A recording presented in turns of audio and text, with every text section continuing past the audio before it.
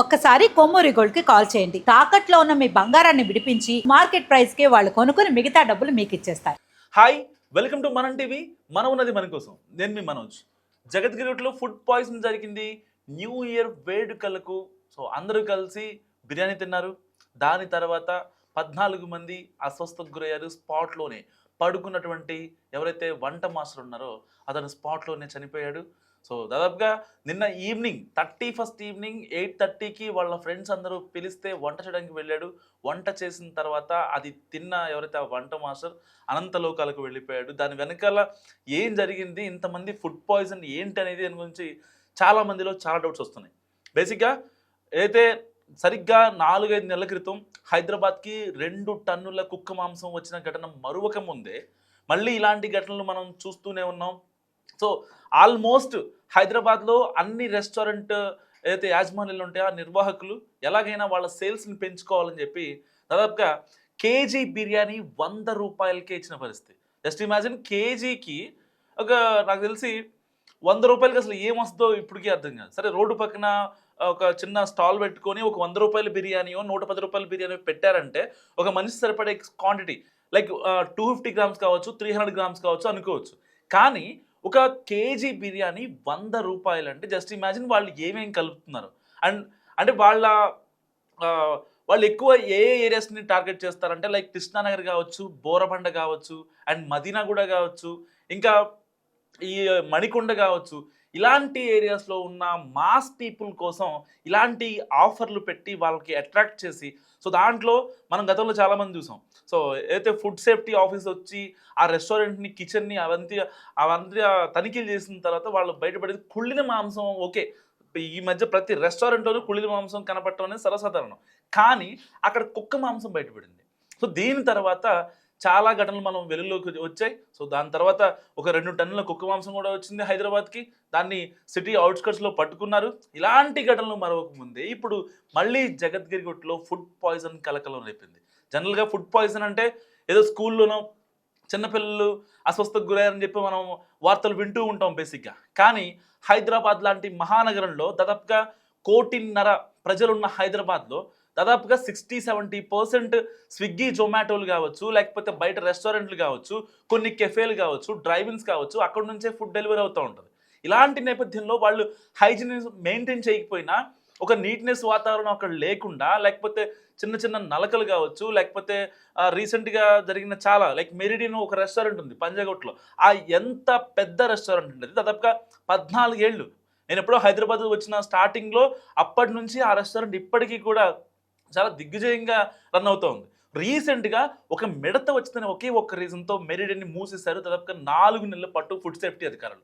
ఇలాంటి ఘటనలు హైదరాబాద్లో మనం చాలానే చూస్తున్నాం. అండ్ చార్మినార్ పరిసర ప్రాంతాల్లో సరిగ్గా 2 months బ్యాక్ అల్ షఫీరా ఒక చిన్న కేఫ్లో కుక్క మాంసాన్ని చూశారు ఈ ఫుడ్ సేఫ్టీ అధికారులు. దాన్ని చూసిన వెంటనే ఆ రెస్టారెంట్ని కూడా సీజ్ చేశారు. ఇలాంటి ఘటనలు మరొక ముందే మళ్ళీ జగద్గిరిగుట్టలో కలకలం రేపింది. అంటే ఒక రకంగా హైదరాబాద్లో న్యూ ఇయర్ వేడుకలకు సంబంధించి 30 or 31st night, John 1st night.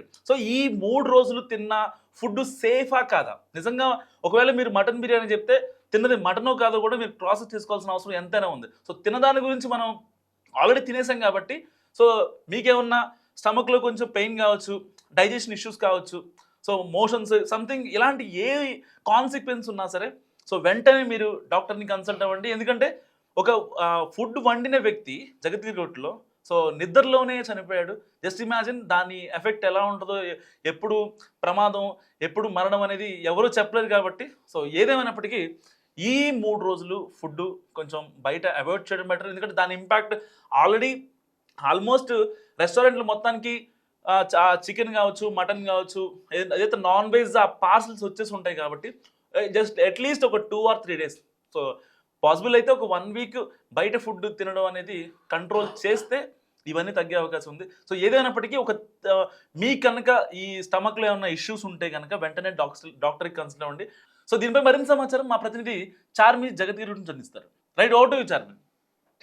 So నేనైతే ప్రజెంట్ మేడ్చల్ దగ్గర జగద్గిరి గుట్ట దగ్గర ఉన్నాను. మనందరికీ తెలుసు నిన్న ఏదైతే 31st నైట్ రోజు ఈ జగద్గిరి గుట్ట దగ్గర కొంతమంది ప్రైవేట్గా వాళ్ళంతటా వాళ్ళు పార్టీ చేసుకోవాలి అనుకుని చికెన్ కూరని వండుకొని ఒక వ్యక్తి పాండు అనే వ్యక్తి మృతి చెందడం జరిగింది. అదే కాకుండా ఆయనతో పాటు ఎవరెవరైతే ఉన్నారో వారిలో ఇంకో 10 మంది ప్రాణాపాయ స్థితిలో అయితే ఉన్నారు. అయితే ఇంకొక వ్యక్తి ఐసీయూలో కూడా ఉన్నట్టుగా డాక్టర్స్ అయితే నిర్ధారించిందని. ప్రస్తుతం నేను ఈ జగద్గిరి గుట్ట దగ్గరే ఉన్నాను. అయితే ఇక్కడ లోపలికి ఎంట్రన్స్ కానీ ఇవన్నీ కూడా మాకు ఎలౌ లేదు కాబట్టి నేను లోపలికి వెళ్ళిన పరిస్థితి. అయితే డాక్టర్స్ చెప్పిన దాని ప్రకారంగా కంప్లీట్గా వాళ్ళ వైఫ్ చెప్పిన దాని ప్రకారంగా చూసుకుంటే అయితే వాళ్ళు ఒక ప్రైవేట్ పార్టీని అరేంజ్ చేశారు.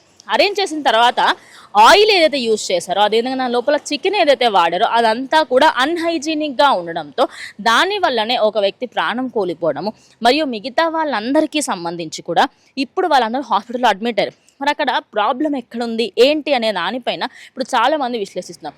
అయితే మరి తిన్నది వాళ్ళు కోడి మాంసమేనా అనేది ఇప్పుడు అందరూ కళ్ళు కూడా దాని మీదనే ఉన్నాయి.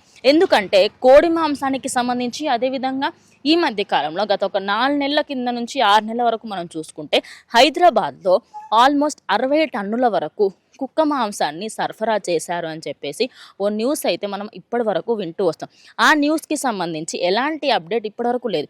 అండ్ ఈ మధ్య కాలంలో చాలామంది ఫుడ్ సేఫ్టీ అధికారులు వెళ్ళి ప్రతి ఒక్క రెస్టారెంట్స్ని హోటల్స్ని అన్నిటినీ కూడా తనిఖీలు చేసిన ప్రతిసారి చికెన్కి సంబంధించి కానివ్వండి లేకపోతే అక్కడ దొరికే ప్రతి వస్తువు కంప్లీట్గా వర్స్ట్ అంటే వర్స్ట్ పొజిషన్లో దొరికింది. మరి అంత అన్హైజీనిక్లో ఉన్నప్పుడు ఎందుకు ఇంత దారుణాతి దారుణంగా బిహేవ్ చేస్తున్నారు? మరి నిన్న జరిగిన ఈ ఇన్సిడెంట్కి సంబంధించి ఈ కుక్క మాంసం ఏదైతే వైరల్ అవుతుందో అందులో అసలు నిజంగానే హైదరాబాద్లోని ఒకానొక సందర్భంలో ఓల్డ్ సిటీలో ఒక సందర్భంలో ఎన్నో టన్నుల కొద్దిగా కుక్క మాంసాన్ని సరఫరా చేశారని అదే కాకుండా వేరే దగ్గర నుంచి తెప్పించుకొని దాన్ని చికెన్ అన్న పేరు పెట్టి మరీ అమ్ముతున్నారు అని చెప్పేసి చాలామంది చెప్పుకున్నారు. ఇలాంటి సంఘటనలు అవుతున్న క్రమంలో ఇలా ఒకరి తర్వాత ఒకరు చికెన్కి సంబంధించి తిని మృతి చెందడంతో ఆ డౌట్స్ అనేటివి డే బై డే ఎక్కువైపోతూ పోతున్నాయి. అయితే చనిపోయిన ఆ పాండు అనే వ్యక్తికి సంబంధించి నిన్న రాత్రి వరకు అయినా బాగానే ఉన్నారు, తాగి తందనలు ఆడారు, ప్రతి ఒక్కటి చేశారు. కానీ ఎక్కడ తప్పిదం జరిగింది ఏంటి అనేది ఇప్పటికీ ఎలాంటి క్లారిటీ లేదు. ఎవరైతే హాస్పిటల్కి సంబంధించిన డాక్టర్ ఉన్నాడో ఆయన ఏమంటున్నాడంటే ఏదైతే చికెన్ వాడారో ఆ చికెన్ ఏదైతే ఉందో అది కరెక్ట్గా లేదు, అది చాలా రోజుల క్రితంనైనా ఉండాలి, అది కుళ్ళిపోయి ఉంటే అందువల్ల అయ్యే ఛాన్సెస్ ఉన్నాయని ఒక మాట అంటున్నారు. అదే కాకుండా వాళ్ళు ఈ మధ్య కాలంలో సోషల్ మీడియాలో రన్ అవుతుంది కదా, అది బీర్ కానీ లేకపోతే వోడ్కాలు ఓల్డ్ మాంకులు అందులో కలిపేసుకొని తాగడాలు, మరి వాళ్ళు ఏమైనా మత్తు పదార్థాలని అందులో కలిపారా అనేది కూడా ఒక డౌట్ వస్తుంది. అంటే తాగే ఏదైతే మందు ఉంటుందో దాన్ని కూడా అందులో కలపడం వల్లనే వాళ్ళకి ఇంత సీరియస్ సిచ్యువేషన్ వచ్చింది అని చెప్పేసి కూడా నిజానికి వాళ్ళకి ఎవరికి కూడా నిన్న నైట్ ఓన్లీ 2 మెంబర్సే వచ్చారట. ఆ 2 మెంబర్స్ కూడా జస్ట్ స్టమక్ ఏక్ ఉంది అంటే వాళ్ళల్లో ఒకరు ఇప్పుడు ఐసీయూలో ఉన్నారు.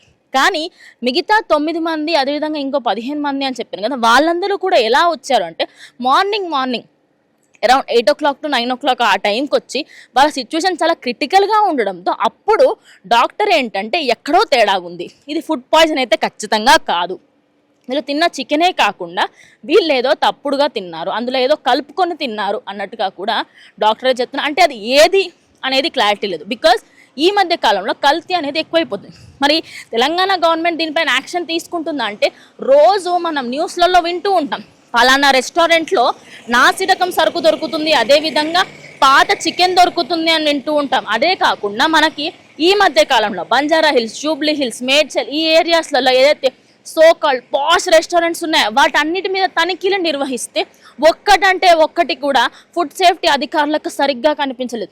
ప్రతి ఒక్క దగ్గర ఎలకలు పాకుతూ ఉంటాయి, ఎలకలు అక్కడే షిట్ చేస్తూ ఉంటాయి, అక్కడే వాటికి సంబంధించి కాపురాలు అన్నీ పెట్టుకుంటూ ఇవన్నీ జరుగుతున్నాయి. అంటే ఎక్కడ తప్పిదం ఉంది? రెస్టారెంట్స్లలోనా లేకపోతే చికెన్ అమ్మే ప్లేసెస్లోనా?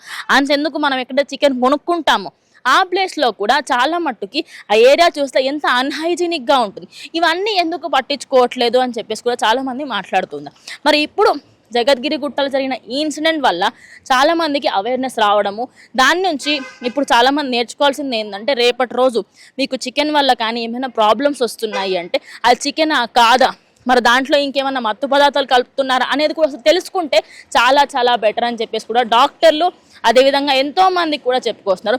మరి ఇప్పుడు జగద్గిరి గుట్టలో జరిగిన ఈ ఇన్సిడెంట్ అనేది ఇప్పుడు సోషల్ మీడియాలో అదేవిధంగా న్యూస్ అంతా కూడా చక్కర్లు కొడుతుంది. మరి జగద్గిరి గుట్టలో ఆ వ్యక్తి చనిపోవడము, మరి రేపటి రోజు దీనిపైన గవర్నమెంట్ ఏమైనా యాక్షన్ తీసుకొని చికెన్ సెంటర్స్ పైన మరియు కొన్ని రెస్టారెంట్స్ పైన కూడా ఏమైనా ఛాన్సెస్ తీసుకునే అవకాశం ఉందా అనేది కూడా వేచి చూడాలి. సో ఇది ఇవాళ జగద్గిరిగుట్ట నుంచి నేను చార్మి ఇక్కడ నుంచి లైవ్ అందిస్తున్నాను. కెమెరా పర్సన్ నాయుడుతో రిపోర్టర్ చార్మి.